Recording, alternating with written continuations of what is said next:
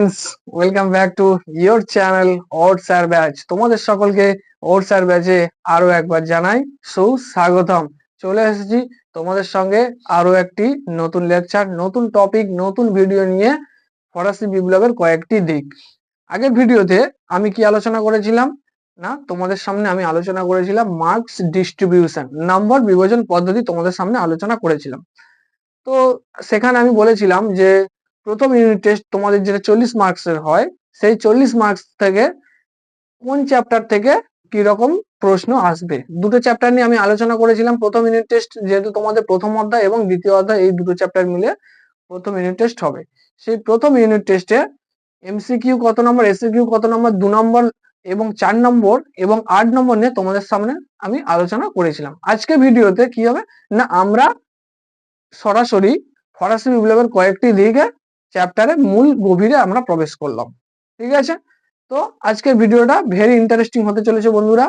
তোমরা যারা নতুন ভিডিওতে এলে তোমরা অবশ্যই কমেন্ট করে জানাবে কারা কারা তোমরা ভিডিওতে নতুন এসেছো, চ্যানেলে নতুন এসেছো। চলো শুরু করা যাক, বেশি কথা না বাড়িয়ে। দেখো, ফরাসি বিপ্লবের কয়েকটি দিক তোমরা দেখতেই পাচ্ছ যে ফরাসি বিপ্লবের কয়েকটি দিক, এই হলো আমাদের ফার্স্ট চ্যাপ্টার। তো ফরাসি বিপ্লবের কয়েকটি দিক, সবার আগে তোমাদের জানতে হবে বিপ্লব কি জিনিস। খায় না মাখে, বিপ্লব জিনিসটা কি, কি জিনিসটা, বিপ্লব মানেটা কি? What is revolution, what is revolution.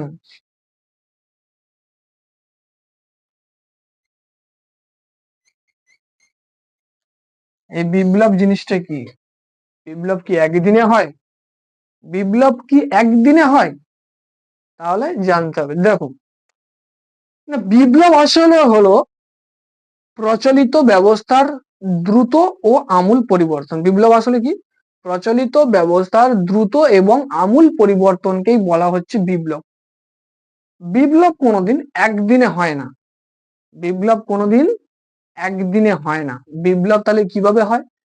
বিপ্লব দীর্ঘদিনের জমানো, অসংখ্য জমানো পুঞ্জীভূত ক্ষোভ, বিদ্বেষ, তাহলে অসংখ্য সাধারণ মানুষের, নিপীড়িত, নির্যাতিত, পদদলিত সাধারণ মানুষের কি না পুঞ্জীভূত ক্ষোভের বহিঃপ্রকাশই হলো বিপ্লব। আশা করি বুঝতে পেরেছো। তাহলে বিপ্লব জিনিসটা কি? তাহলে কি হচ্ছে না, ফরাসি বিপ্লবটা ঠিক সেই রকমই একটা বিপ্লব বলতে পারো। এখানে কি হয়েছে না, এখানে পুরনো ফরাসি বিপ্লব ছিল। দেখো, ফরাসি বিপ্লব ছিল পুরনো রাজতন্ত্র, অভিজাততন্ত্র ও বিশেষ সুবিধাভোগী শ্রেণীর বিরুদ্ধে ফরাসি জনগণ মানে সাধারণ মানুষের দীর্ঘদিনের পুঞ্জীভূত অসন্তোষের বহিঃপ্রকাশই হলো ফরাসি বিপ্লব। এটা হয়েছিল কত খ্রিস্টাব্দে? 1789 খ্রিস্টাব্দ। 1789 খ্রিস্টাব্দ। ফরাসি বিপ্লব ঘটার পিছনে কারণ কি? ফরাসি বিপ্লব ঘটার পিছনে কারণ কি? বিভিন্ন দার্শনিক বিভিন্নভাবে এর কারণ ব্যাখ্যা করেছেন। সেটা পড়বো, সবকিছুই পড়বো, সবকিছুই তোমাদের সঙ্গে শেয়ার করব। তাহলে কি ফরাসি বিপ্লব তাহলে 1789 খ্রিস্টাব্দে হয়েছিল। বিভিন্ন দিক ছিল, বিভিন্ন কারণ ছিল। আজকের দিনে দাঁড়িয়ে 2025 সালে দাঁড়িয়ে আমি কাউকে সন্দেহের বশে আমি কাউকে মারতে পারি না, কাউকে সন্দেহের বশে কোনোদিন আমি কাউকে ধরতে পারি না, মারতে পারি না। কারণ কি? কারণ সেই রাইট আমার হয়নি আজকে দিনে, অর্থাৎ 2025-এ দাঁড়িয়ে আমার কাছে সেই অধিকারটা নেই যে আমি সন্দেহের বশে কোনো মানুষকে মারবো, ধরবো, কোনো মানুষকে পিটবো। তার জন্য কি রয়েছে? আইন রয়েছে। বুঝতে পারলে? আজকে দিনে দাঁড়িয়ে 2025-এ দাঁড়িয়ে। কিন্তু এই 1789 খ্রিস্টাব্দে তখনকার দিনে কি ঘটেছিল? শুধুমাত্র সন্দেহের বশে, law of suspect, law of suspect মানে অনুমান, SUSPECT, ল অফ সাসপেক্ট, অনুমান, শুধুমাত্র অনুমানের দ্বারা সাধারণ মানুষকে বিনা বিচারে, একটা তখনকার দিনে একটা গ্রেপ্তারি পরোয়ানা ছিল, তার নাম হলো লেটার্স ডি ক্যাসেট। তার নাম কি? Letters D cassette. এই লেটার্স ডি ক্যাসেটটা কি না, ফ্রান্সে প্রচলিত এক ধরনের গ্রেপ্তারি পরোয়ানা, এক ধরনের গ্রেপ্তারি পরোয়ানা। এই গ্রেপ্তারি পরোয়ানার মাধ্যমে কি হচ্ছে, বিনা বিচারে, বিনা বিচারে শুধুমাত্র সন্দেহের বশে, শুধুমাত্র সন্দেহের দ্বারা, মানে যেটা বলছি ল অফ সাসপেক্ট, তার দ্বারা কি হচ্ছে না সাধারণ মানুষকে বিনা বিচারে আটক করে রাখা হতো। কোথায় আটক করে রাখা হতো? স্বৈরাচারী রাজতন্ত্রের প্রতীক বাস্তিল দুর্গ।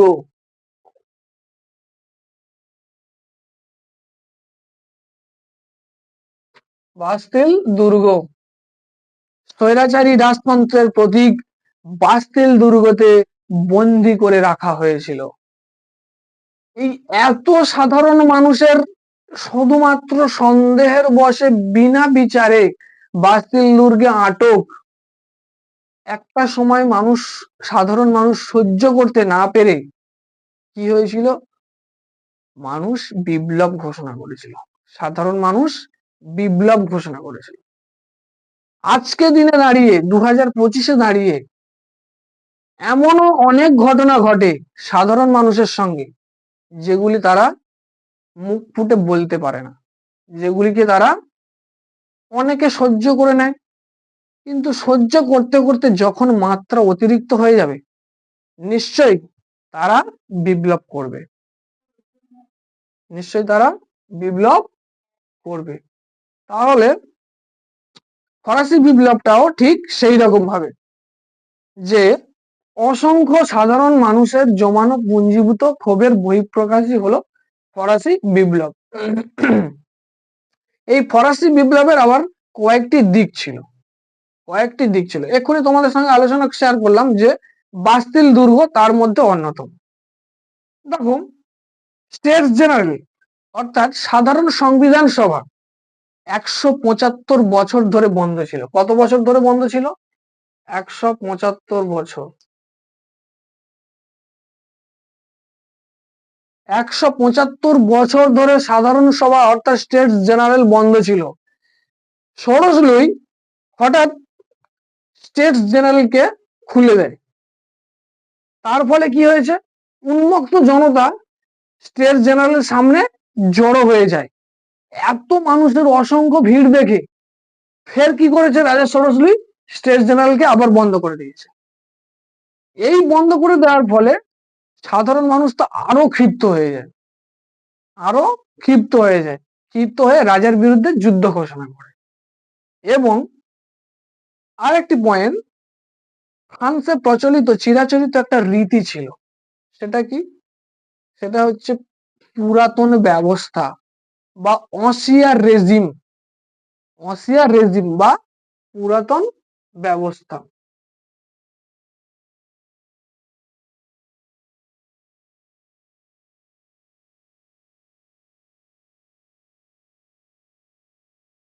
ফ্রান্সে বংশ পরম্পরায় পূর্ব রাজতন্ত্রের প্রতীক, স্বৈরাচারী রাজতন্ত্রের প্রতীক, ঠিক আছে, এদের একটা চিরাচরিত প্রথা ছিল, যেটাকে বলা হচ্ছে অসিয়া রেজিম।